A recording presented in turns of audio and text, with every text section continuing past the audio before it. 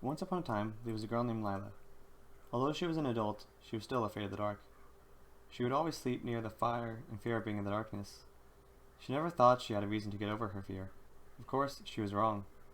Everybody Lila ever knew lived nearby. They all lived in a valley surrounded by mountains. The mountains were difficult to try to get through. One day, she heard terrible news from her best friend. "Did you hear?" her best friend told her. "We're all running out of food." Lila was shocked. "What are we going to do?" she asked. The leader sent others to try and find food outside the mountains, but they may not return, her best friend continued. All throughout that week, Lila ate her food sparingly. She wanted to do something to help, but she didn't know what. When Lila finally realized what she had to do, she almost wished she had been sent to go through the mountains.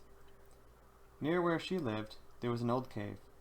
Nobody went in anymore since everyone who had gone in never came out. Nobody who ever went in was afraid of the dark.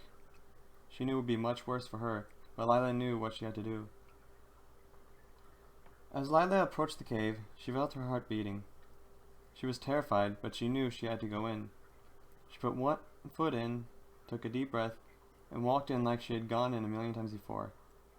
She told herself to be brave, and she was. Not long after being in, she felt at peace. She felt comforted. She continued into the cave. Suddenly, she saw a light further into the cave. Quietly, Lila approached the light. As Lila got near the light, she would hear some sounds, but the echo from the cave made it impossible to identify what the sound was. With all her might, she forced herself not to make a sound. She approached the light and carefully looked around a corner. There was a fire, and next to it was a sleeping adult human with her baby. Lila approached them. She picked up the baby.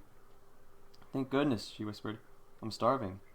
Lila opened her mouth and, with her many fangs and shark-like teeth, devoured the child. She felt the blood pour down the inside and outside of her throat.